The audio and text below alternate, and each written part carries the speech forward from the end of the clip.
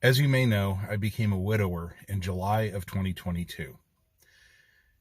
I got involved in a widows and widowers support group, and I've come to realize that there's a lot of people, widows and widowers alike, that don't necessarily have all of the life skills that they're going to need on their own. Um, there's a lot of different reasons for that. People do different tasks in life, and unfortunately, when half of you goes away, you lose access to those skills. So we're going to do a series here on basic maintenance and life skills. I'm going to share what I know how to do. There's a lot of things I don't, a lot of things I do, and I'm going to share what I know how to do. So come along for the ride. And even if you're not a widow or widower, maybe you're just a young person that hasn't learned these things yet, I'm going to share what I know how to do, and I'm going to encourage other people to make videos to share what they know how to do. Let's get some knowledge out there. Let's get some skills. Let's help each other. So come along with for the ride. I really hope you enjoy this, and I really hope you get something out of this.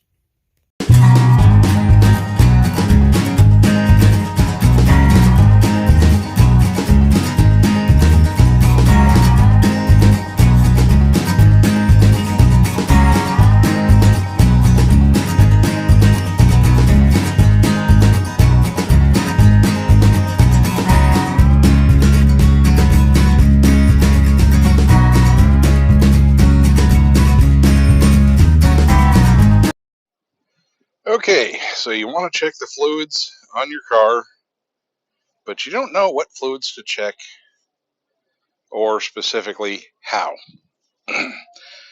Well, the car that we have an example of right here is a 2013 Nissan Pathfinder, and I'm going to show you, give you a little run around through the engine compartment and the checkable fluids. Starting all the way on the passenger side, this reservoir here, if you can see that, come on, focus. Sorry, I'm using a phone to film this. It's a little hard to read from this angle. Let me get over here. Maybe that'll help.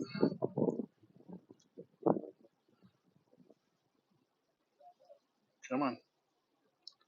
There we go. See, it's labeled power steering fluid.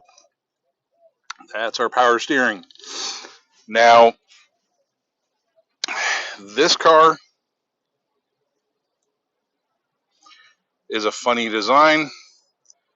This is actually electrical and hydraulic. Most of them are hydraulic, driven off of the engine, but a lot of these newer ones, when I say most of them, I'm talking, newer. This is a 2013. This is a 10-year-old car now, but I go back a lot more than 10 years. So this is newer technology. They do this to remove the load off the engine. So you've got an electric pump and the reservoir.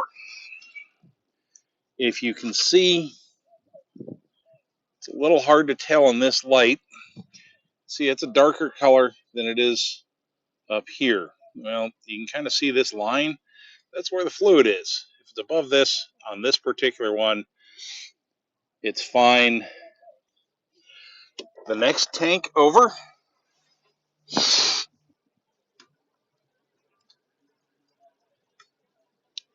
right there, it says coolant. This is where the antifreeze goes. Now, right next to it, if you see your little windshield thing with the spurting stuff, that's your washer fluid. Now, the washer fluid tank on this car I know has a leak, so I'm not even going to bother checking it. I need to replace that tank. They're two separate tanks, and I can wiggle this one. You see it's attached right here. I need to find a replacement and replace this tank. I just haven't done it yet. My coolant is, well, You see there's that hump on this one. That's your full cold. Full hot would be up here.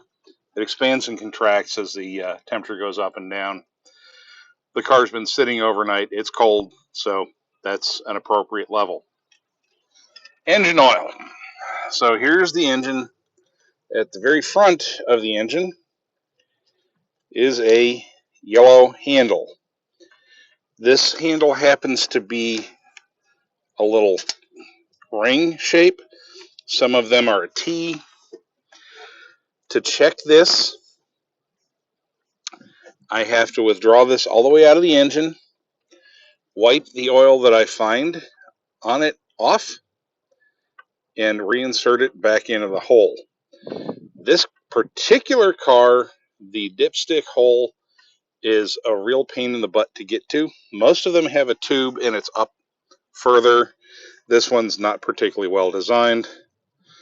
Quite a while ago, Nissan merged with a French company, Renault, and they've taken some of Renault's weird designs. So this is one of them. I'll withdraw the dipstick. There's the rubber seal that seals the dipstick into the hole so you don't end up blowing oil everywhere. That's actually a good thing. So I'm going to wipe the dipstick free of any oil out of the engine.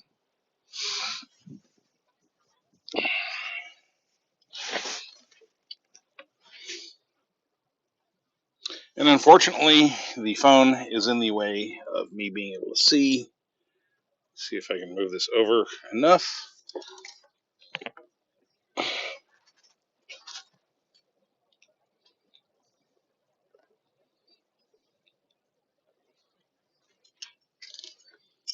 There we go.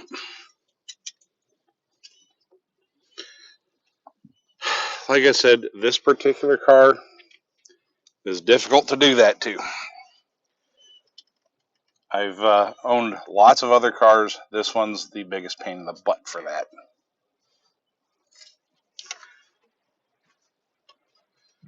Actually, including, okay.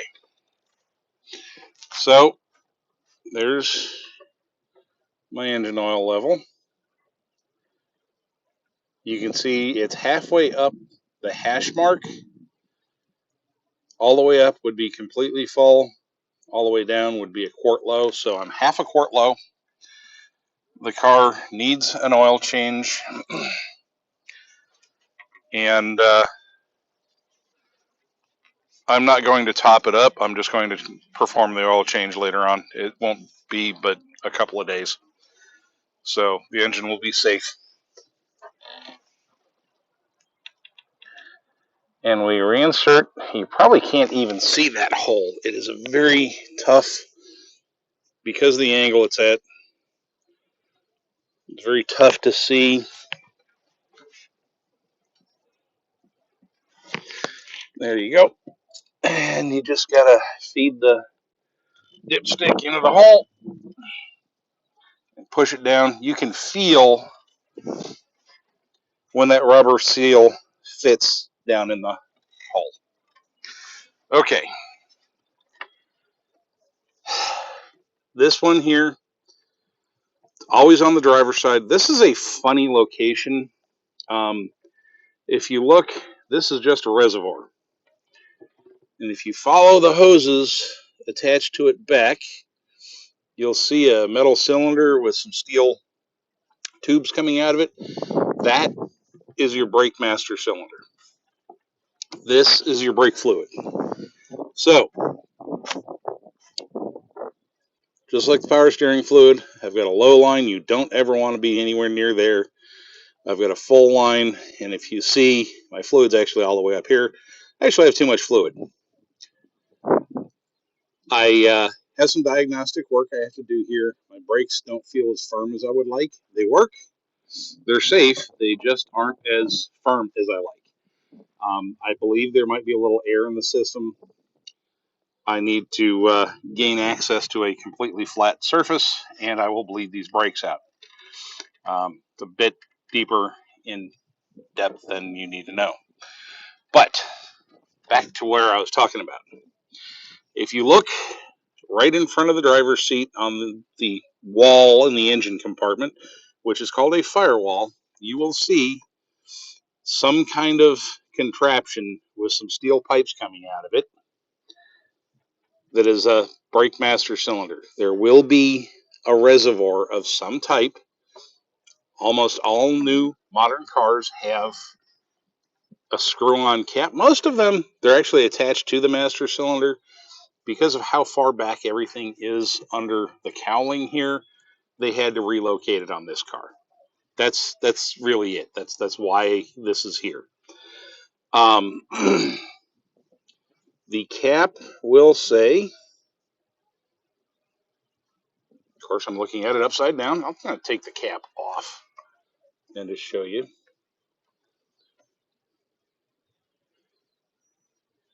And this has been cleared. So, warning, clean filler cap before removing. Use only DOT-free brake fluid from a sealed container. So I'm going to re-close this up. See if I can't rotate this so it's legible. There we go. There we go. Legible that way. So there are several different types of brake fluid. Read your master cylinder cap to find out what type your vehicle takes, or read the owner's manual. So on to things I can't check. Let's start with the battery. This battery is a sealed battery, and there's no caps to pop off to actually check the water level. In theory, this thing never goes dry. It does have a warranty, so, whenever it fails, it fails. Also, being a typical modern car, there is no easy way to check the automatic transmission fluid. This car has what they call a CVT, which is a constant variable transmission. Works different than older automatics, and so there's no dipstick. If this car had a standard automatic, I don't mean a stick shift, I mean a regular old style automatic, there might or might not be a dipstick.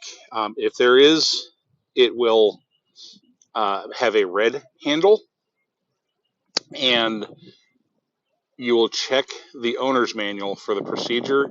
The car has to be running to check that fluid. It's checked kind of the same way engine oil is. You pull the stick, wipe the fluid, re-dip the stick all the way down, pull it back out, and read it.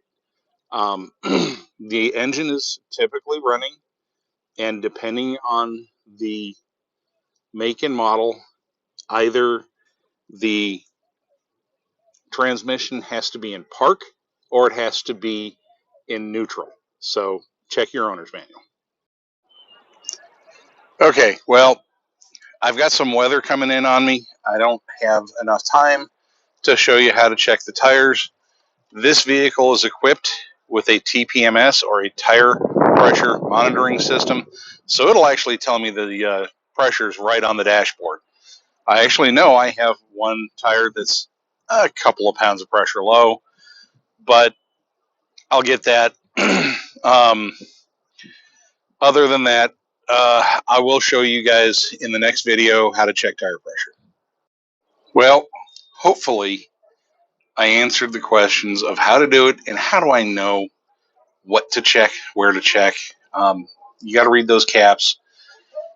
And honestly, that engine is a lot cleaner than most.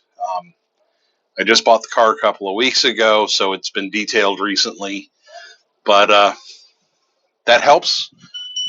Definitely, you want to keep your engine compartment clean. Get that done at a car wash fairly frequently. It'll help your car run better.